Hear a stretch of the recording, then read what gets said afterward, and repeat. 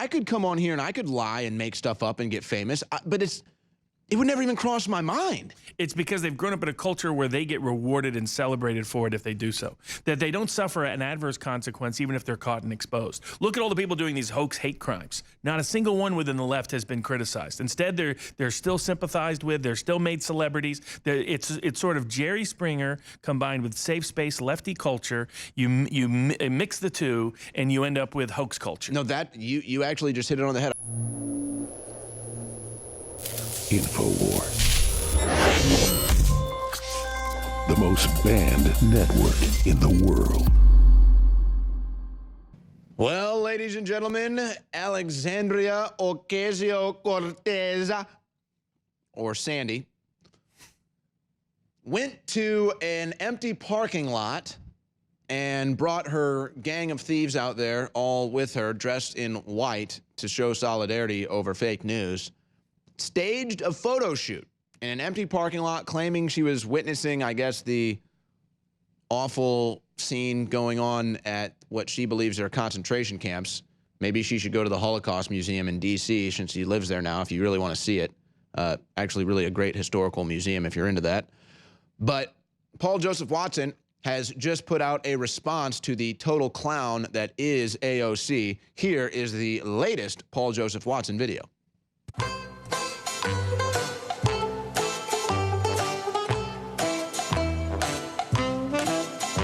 You know all those concentration camps on the border AOC has been telling us about? Well, she's actually found one. Just look at the raw emotion, the pain, the anguish. Oh, the humanity! I'll never forget this because it was the moment I saw with my own eyes that the America I love was becoming a nation that steals refugee children from their parents and cages them. I feel her emotions in every single picture, especially the last one. It's pure anger, and how can one not feel anger after seeing what she saw? Really? So what did she see? Distraught children separated from their parents, Mexican minors left to suffer alone in metal cages, crying kids interned in barbaric concentration camps.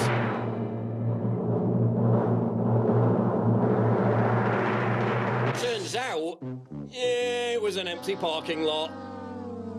Oh, the humanity! It's pure anger, and how can one not feel anger after seeing what she saw? I mean, sometimes I get a bit peeved if I see a car parked slightly over the line when there's plenty of room, but pure anger?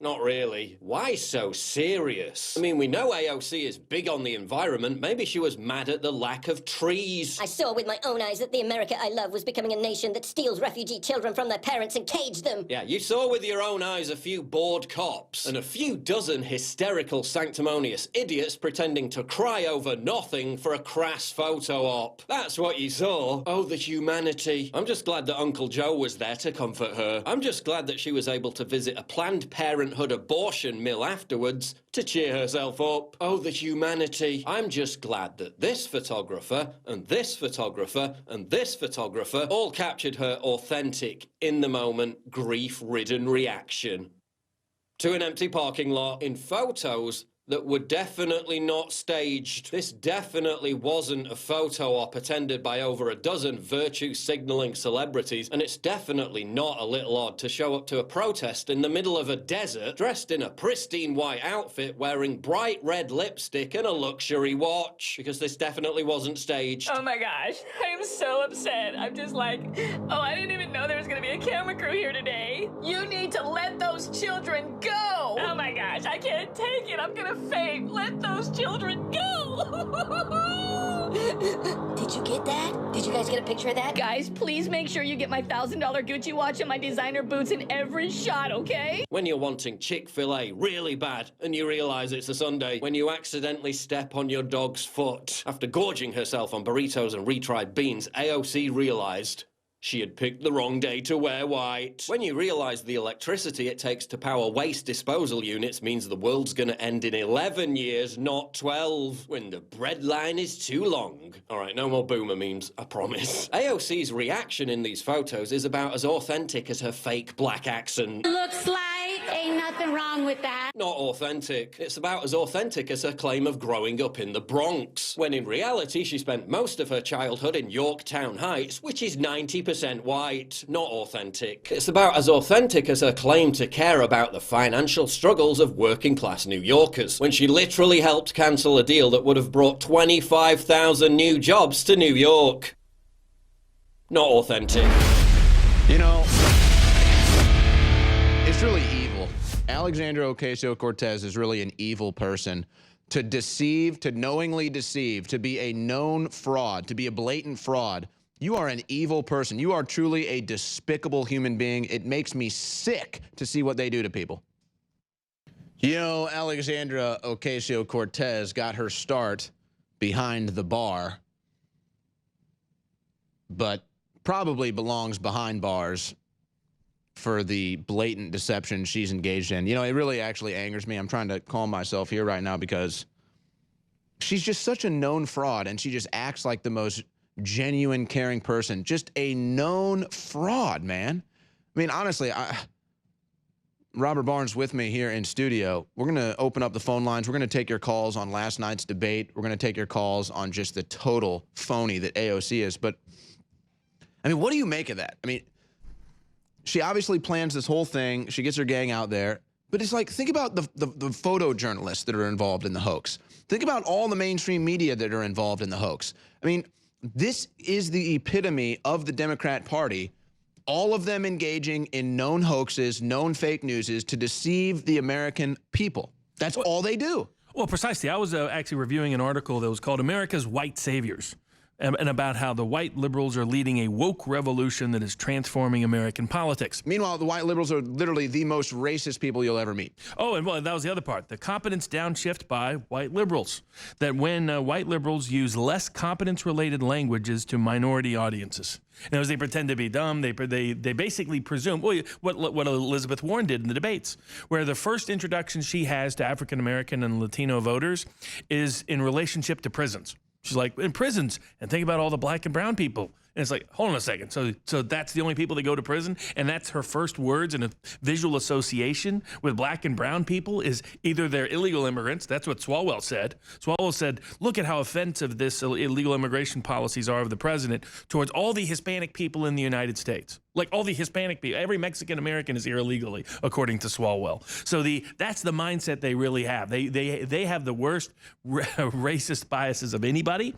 They engage in them and they relate to them and they connect to them, and it's really part of this millennial culture. AOC, good, bad, and otherwise, is a perfect manifestation of millennial leftism in America. So it tends to be fake, it tends to be shallow, it tends to have very little substance. But what it does well is it understands social media, because that's what the article in Tablet Magazine was about there has been no radicalization of the right in America. They blamed InfoWars for radicalizing people. InfoWars hasn't radicalized people. InfoWars has informed people. And InfoWars has simply helped organize the populist movement by ordinary people all across the country joining InfoWars, making InfoWars happen, not corporate backed, not sponsored by some billionaire. We're beholden to nobody here. There's no teleprompter up here. There's no script that we have to read off of like poor Joe Biden was trying to do last night and couldn't remember his lines. It's like an old actor who's past his prime.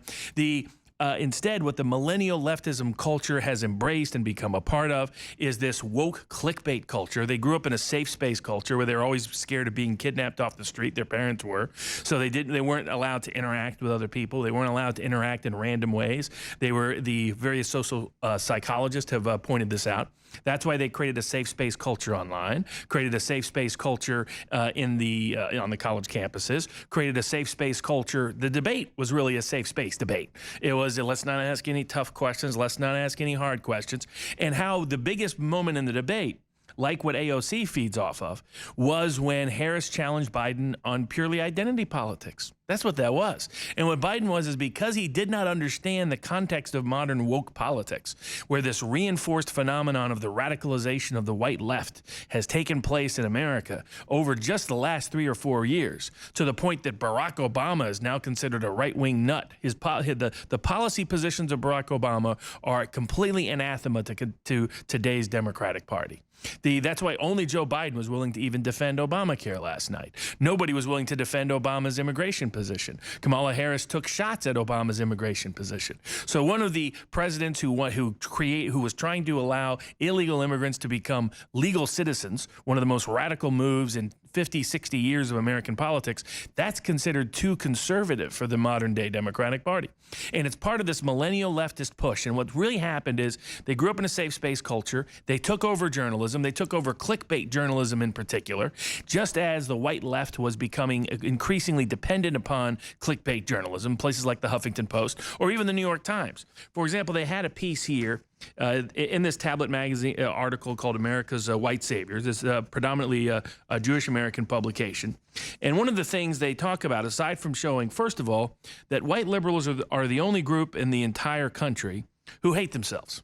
So African Americans like themselves, Latinos like themselves, Asian Americans like themselves, and every white person who's not a liberal likes themselves, but not white liberals. That's why they prefer outgroups. That's why they celebrate somebody who's distant, somebody who's foreign, somebody who's exotic. That's why they love abortion. Exactly. It's consistent across the board.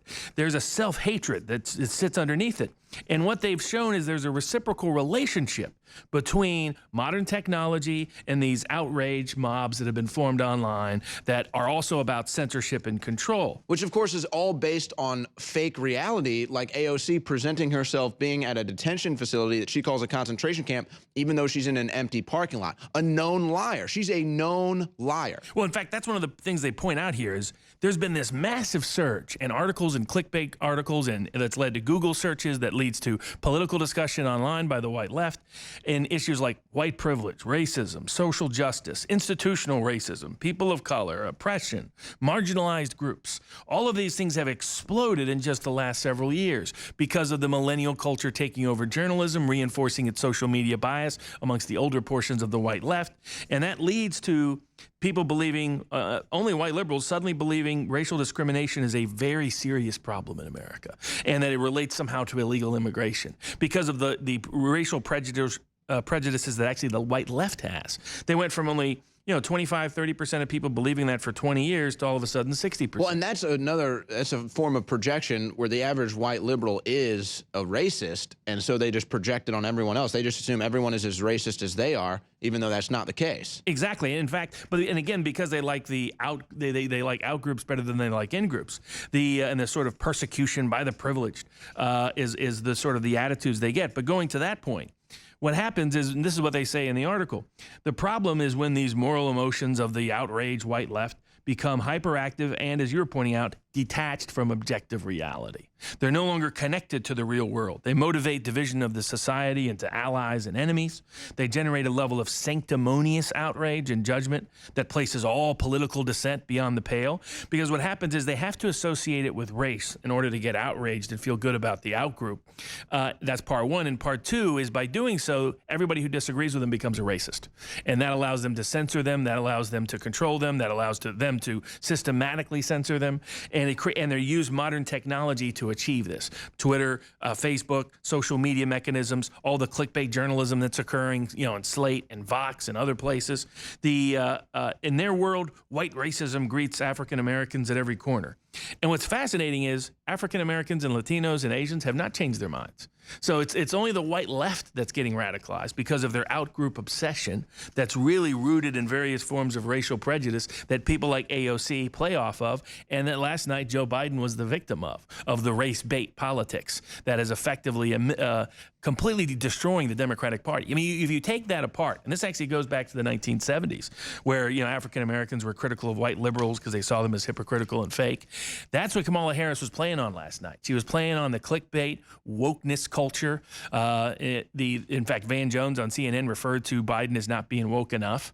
Now he was asleep in a lot of other ways, Sleepy Joe, but he was asleep in terms of the woke revolution of the white left that now sees race above everything, sees racism everywhere, sees color everywhere, even in places African Americans, Latinos, and others do not. Yeah, like if you're not addressing the boogeyman or racism, you're not legitimate. And that's how now an issue from the 1970s, which was his opposition to busing. And the reason why he opposed busing is because about 90% of America opposed busing.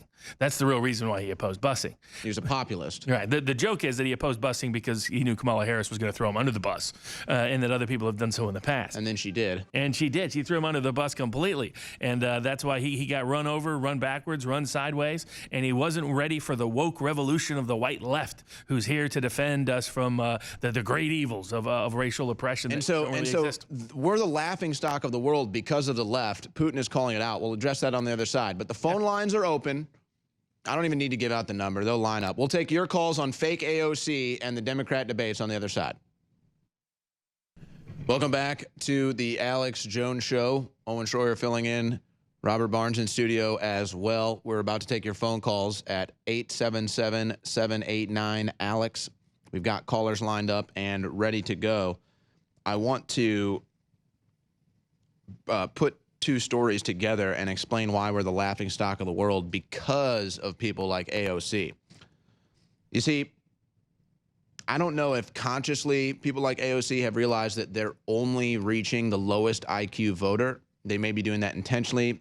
Maybe she's just low IQ herself and doesn't realize that that's who she's pandering to. But I would imagine so when she stages totally fake photo shoots and gets 100,000 likes for it. I mean, she obviously knows it's fake.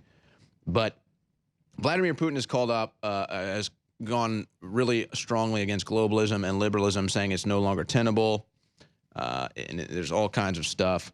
And, of course, that's why the Democrats are trying to demonize Russia and try to start a war with Russia, because Russia isn't self-destructive. Russia is not communist. Russia doesn't want to sexualize its kids with drag queen story time or the LGBTQ agenda, so therefore Russia is bad. They're not sexualizing the kids. They're not driving their citizens into poverty with fake socialism, which is just enriching themselves like Bernie Sanders does or AOC does. But I look at the AOC story as the perfect example as to why we are the laughingstock of the world. When you have a complete dumbass, AOC, win office, do fake photo shoots, lie about who she is, and you have hundreds of thousands of people loving it, to me it's like depressing. Like, oh my gosh, like really this total phony woman can become so popular? Yeah, that's why liberalism is dying. Yeah, that's why liberalism is untenable, because it's all fake. It's all phony. It's a paper mache. It'll blow over in a windstorm. And so that's AOC. But she knows she's a total liar. She knows she's a deceiver. She knows she's the devil. And, you know, I don't know AOC. But, you know, there's this thing, Robert, about first impressions and, you know, presenting yourself as a public figure. So I don't know AOC, but based on what I've seen, she's a total phony, she's a total liar, and she's evil. What she does is she effectively emulates the millennial leftist culture, which believes in various forms of government control, believes in all the mythology they've been taught in their public education and public universities, basically doesn't believe in the country, doesn't believe in the idea of country. You saw that reflected yesterday. Doesn't believe in anything, really, except socialism. Exactly. I mean, Alyssa Milano was on there talking yesterday on Twitter about she didn't understand why people were obsessed with this arbitrary line. She was referring to the border. Just called it an arbitrary line. Yeah, but that's progressive. You know, getting rid of borders is progressive, even though having borders was progressive at one time, like when humans were starting to figure out how to build civilizations in society. Or even just 4 years ago. I mean, like, you go back and look at the polling survey, 90% of white liberals said we should not have more immigration. Oh, absolutely. Biden used to run on closing the border and deporting. Obama did. I mean, they voted to build a wall even. I mean, it's a total joke. But that's what I'm saying. That's what I'm saying is that they know that they can lie. There's sadly so many low IQ people that are so uninformed, misinformed, brainwashed. They know they can lie. They know they can stage fake photo shoots. They know they can lie about their heritage. They know they can lie about who they are. They know they can lie about socialism. They can lie about everything. And it really drives me crazy. So I need to stop talking because I'm going to start getting angry because I know that these liars that we're dealing with and the media props them all up. And honestly, it just makes me sick. It makes me sick to know that my fellow humans are being so deceived and goose-stepped into tyranny. But here's the deal. We're not socialists here. We're free market. We're funded by you at InfoWarsStore.com. That's how we're able to be on air. We don't have billionaire donors keeping us on air like all these Media Matters, Southern Poverty Law Center, Right Wing Watch websites. They just get donors from billionaires, and then they act like they're against rich men, even though they pay all their bills. You pay our bills. The audience pays our bills when you shop at InfoWarsStore.com. And so we've got the 4th of July mega sale happening, 50% off all InfoWars Life supplements. 50% off all InfoWars Life supplements. Free shipping store-wide. The Clown World t-shirt is only 5,000 were made, limited edition. I think about 4,000 have sold by my last count. So maybe there's about 1,000 of these left. It's the Clown World t-shirt, and it's $10 off now. So get your limited edition Clown World t-shirt at InfoWarsStore.com. That's how you support the InfoWar. Now, we're going to go to your phone calls. We've got callers lined up. So let's fire away with Owen Schroyer, Robert Barnes sitting in for Alex Jones. Let's go to Chase, the Patriot in California. Go ahead. Hey, what's up, Owen? Great show the last couple of days, and I want to start on that. You know, you really think about the way you guys did your broadcast with Savannah Hernandez and Greg Reese on the street. It really gave a great perspective. First of all, that nobody actually cared about 20 Democrats all in one city, but nobody even cared and nobody showed up. But at the same time, you see the multi-million-dollar corporation of MSNBC, and they can't even get their mics to work. But luckily, when their mics didn't work, it was right at the perfect moment. It was like the hand of God coming down.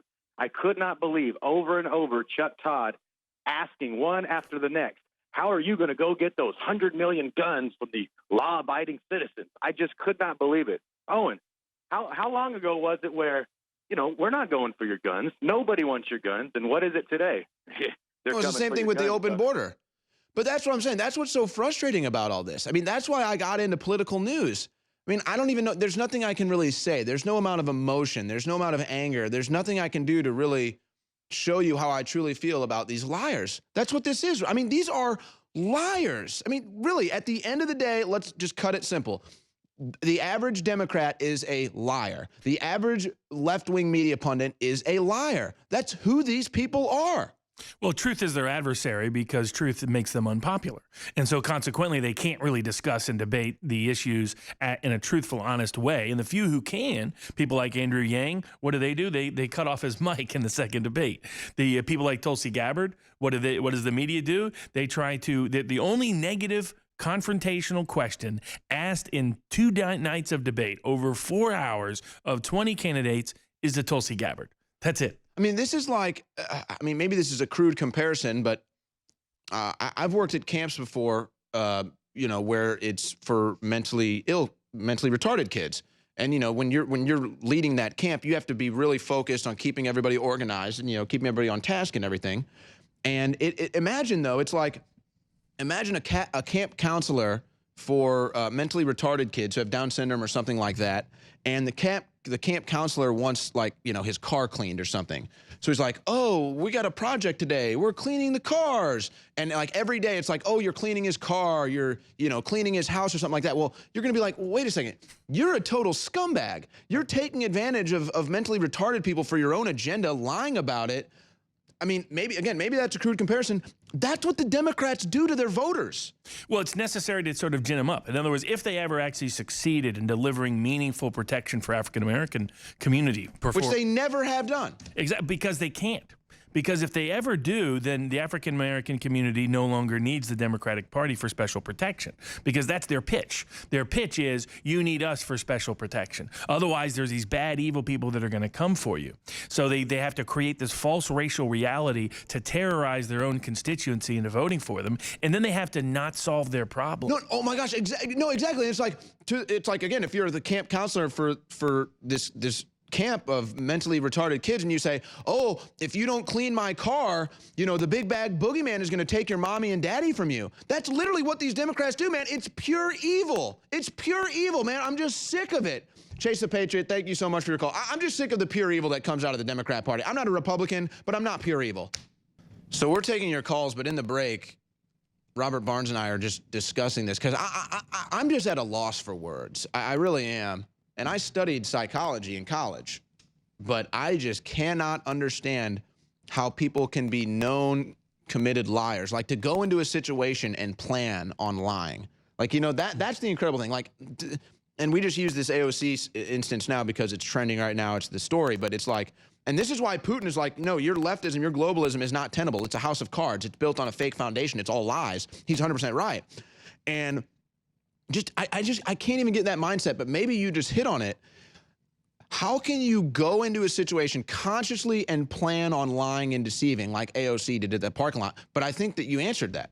Because we have a hoax culture where you can become a celebrity by hoaxing. That's why we have so many hoax crimes, hoax hate crimes. I mean, they just do it repeatedly, and there's really no adverse consequence that they suffer for it. So that's a big component. But that's what I'm saying. Like, I could come on here and I could lie and make stuff up and get famous, but it would never even cross my mind. It's because they've grown up in a culture where they get rewarded and celebrated for it if they do so. That they don't suffer an adverse consequence even if they're caught and exposed. Look at all the people doing these hoax hate crimes. Not a single one within the left has been criticized. Instead, they're still sympathized with. They're still made celebrities. It's sort of Jerry Springer combined with safe space lefty culture. You mix the two and you end up with hoax culture. No, that you actually just hit it on the head. I just realized it. Whenever I would tell a lie, even karma would come and get me. Right. I learned this at a very young age, and so I never wanted to wrong people again because karma would always come back, or I would feel so bad or whatever. That's what it is. These people have never met karma. They've never had their lies come and catch up to them and discipline them. Now, it will eventually, maybe not tomorrow, but that's what it is. That's why they could never grow up. They've never had to be responsible for their actions, and that's why they tout all these policies of never taking responsibility for your actions, never just being able to lie about whatever you want because, well, you can get away with it. So when you combine those two things, it's a very dangerous thing. This is what the left has become, self-destructive. They hate themselves. You covered that story. It's really sad that we're watching our fellow Americans just get deceived and brainwashed like this. It honestly hurts my soul, and I wish that there was some way we could wake them up. But I guess when AOC has the power of Twitter and Instagram boosting all of her lies and fake news, and that's what we put up with. And then meanwhile they censor us. All right, let's go back out to the phone lines. Let's go to Daryl in Texas. Go ahead, Daryl. Good afternoon, gentlemen. Thanks for calling. Hey, I wanted to give my theory on why I do not think that Democrats, it is not their time this next election. And that is, they are basically the same place the Republican Party was 2 elections ago when we were trying to get Ron Paul elected. The best thing for their party is Tulsi Gabbard right now, and they don't want her. No, that's what we were discussing too, or even Andrew Yang. And again, I'm not even saying I like necessarily the two as a candidate, but just from a neutral perspective, observing it from a political perspective, the Democrats need fresh blood right now. Oh, I mean, they're dead. From a political betting perspective, Tulsi Gabbard, from a Trumpian perspective, Tulsi Gabbard would be kryptonite to Trump's Superman appeal, because you have someone who's a veteran, who's a woman, who's from Hawaii, who surfs in their spare time. Not John Kerry kind of windsurfing, but like real surfing. She did like a whole physical workout before the debates, and she's level-headed, very level-headed, very realpolitik, clearly consistently anti-war. Used to have conservative social opinions before she ended up with lefty social opinions. So she's the kind of candidate who could pose a real risk to Trump. But ideally, perfect for Trump, the Democrats are going to run her off and isolate her. She's the only one who got a negative question out of the 100+ questions asked over 2 nights, over 4 hours to 20 different candidates. The only one who got a negative question was the one who was at 1-2% in the polls. Well, and just because they're so scared. The Democrats are so scared of her. And not only that, look at the disdain that the Democrats have even for their voter base. When, if you look organically, who are the 2 most popular people? Tulsi Gabbard, Andrew Yang. Yeah. That's just organic, natural politics. You think they'd be picking up on that? No, they have total disdain for the American people. They have total disdain for their constituents. And so they say, oh, you want Tulsi Gabbard? You're not going to get her. Oh, you want Andrew Yang? We're going to cut his mic off. I think that the Democrat voters are going to see this.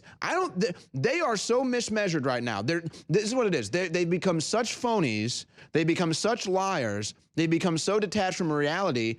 They don't even understand how they're killing themselves now. Exactly. I mean, one of the things in that article that Tablet had about the so-called white saviors of the left is how out of touch they were with other Democrats in their own party, African-American Democrats, Latino Democrats, and other white Democrats. I mean, half of the white vote within the Democratic primary process are going to be non-college, blue-collar, middle-class Americans. They're not into this woke revolution, yet nobody is talking to them at all. Yeah, but the Democrats are going to get every male transsexual man that's pregnant, they're going to get every one of those votes. So that may put them over the line. Thanks for the call, Daryl. Let's go to Matt in California. Go ahead, Matt. Owen Schroyer. What's up, man? Hey, it's Matt out in California again. I got an idea for the next debates. If Carpe could pull it off, or possibly somebody out there in the audience has the wherewithal to create a deep fake live with the candidates. Oh, no. I think I get what you're saying. So it's basically like on Snapchat and stuff, they have these filters where they can put like a dog on your face or like, you know, make you look like a man. Have a clown have like a clown thing, and you record it with the clown thing, and then you record the Democratic debates, and they all have clowns on their face. Live. Yeah. If it can be done. Well, I have something for it could definitely be done. I have something for Robert, too. This is totally crazy sounding, but the world, it seems so corrupted now, and the possible blackmail so deep. I wonder if there would be possibility of pulling off some kind of legal way out for all these people that might be compromised. Like when you're testifying against, mob bosses or whatever, you get an immunity. So would there be a possibility like people against corruption, and anybody who decides to come forward would get immunity to just spill their guts and say, okay, this is what they got on me, and just, we're going to use this, and we're going to absolve you basically of your sins and give you forgiveness for allowing, Well, I could see that could maybe be going on behind the scenes, and I want to get your response to this, Robert, but I look at a guy like Eric Swalwell on the stage and Adam Schiff in office, and I'm thinking, I mean, that's blackmail. Like, there's no way those guys are in office. That has to be 100% blackmail. But coming from the legal perspective, I mean, have you ever dealt with something like that? Or? I mean, the only people that can do that within our legal system are prosecutors, either state or federal, particularly federal. So I would call it a reverse Comey, because it is what Comey did for all of Hillary's people. The reason why he was giving away immunity like candy, and immunity is supposed to be a very controlled, disciplined process that gets multiple levels of high-ranking approval. Clearly didn't happen in the Hillary investigation case. But the reason he did that is he immunized tons of people. It's the same reason why Mueller kept showing up, immunizing people that were caught with child porn, real child porn records. And again, he was the one that cut the deal with Alexandria Acosta, who's in Trump's administration. So maybe that's a specific example. Maybe Acosta's like, all right, here's what they got on me. I let this pedophile off. I'll work with you to expose them. Well, all those people have. I'm not saying I know that. Well, all those people have extraordinary blackmail files. So the reason why Mueller did a big deal with Asimov's kid in San Francisco back around 2001, in which the inference was, why did this guy get such a sweetheart deal when they found the information on him? And the same with Epstein. Epstein is listed basically as a witness for Mueller. That's the reason why Epstein got the deal. Mueller did a deal with that George Nader character, who ended up having all kinds of child porn. Finally got prosecuted on it recently when he was trying to get him to say bad things about Trump. Oh, the Nader story is unbelievable. This guy's been caught with child porn like 5 times, and it's like he still hangs out around D.C. like he's one of the crew. And as long as he was reading the script that Mueller or someone like Mueller wanted to have happen, then what was happening was that these guys were getting to walk repeatedly. Tony Podesta never faced prosecution for his involvement in what he organized Manafort to do. You know what? I just wish, the left sits here and virtue signals like they care about kids and everything. Don't you wish that the left was anti-pedophile for once? Oh, precisely. I mean, especially you look at, there's more increasing movement to try to normalize pedophilia. I mean, I'm not saying they're all pedophiles, but it's like, if you're not against pedophilia, I mean, what else am I to think?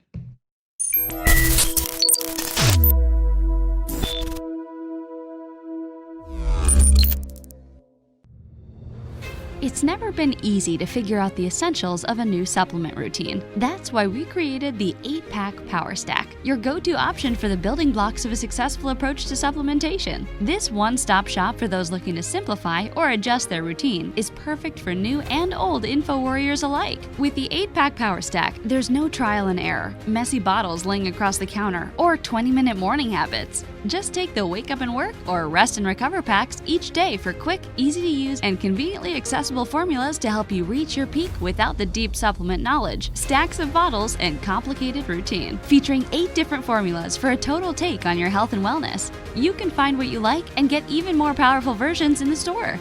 Head to InfoWarsStore.com and check out 8-Pack Power Stack today and jumpstart your supplement routine.